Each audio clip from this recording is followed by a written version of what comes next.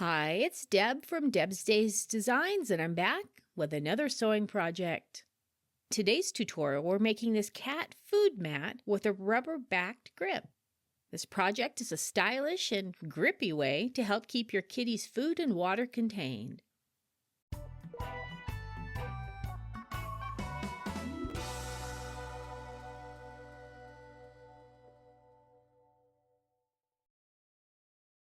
Before I get started, I publish new content frequently, so be sure to subscribe to my YouTube channel or stop by the blog at debsdays.com and check out my Etsy shop, Deb's Days Designs.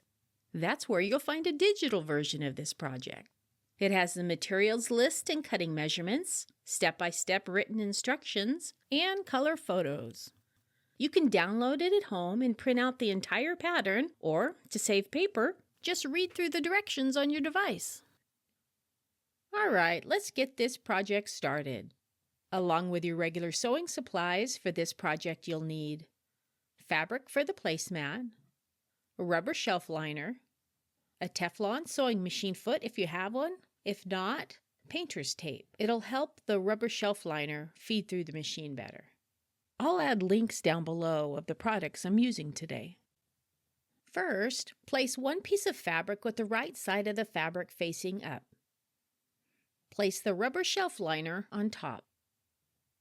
Place the other piece of fabric on top of that with the right side of the fabric facing down. Align all the edges and use fabric clips or pins to hold it in place.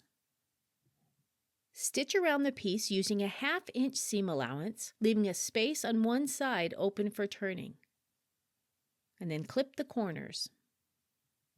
Turn the piece right side out so the rubber shelf liner is against the backing, not the front, and push out all the corners. Smooth it out, and finger press the opening under and use a fabric clip or pin to hold it in place.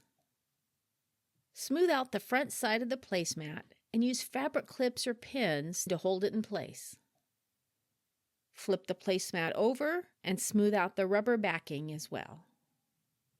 Place a Teflon sewing machine foot on your sewing machine. If you don't have a Teflon foot, place painter's tape on the bottom of your regular foot so the rubber grip feeds through easier. With the rubber shelf liner facing up, top stitch all around the square about 1/4 inch from the edge. Take extra care at the opening to make sure it stays folded under and closed, and make sure your needle is in the down position when you're pivoting at the corners. And just like that, just that fast, you've made a decorative and functional cat placemat.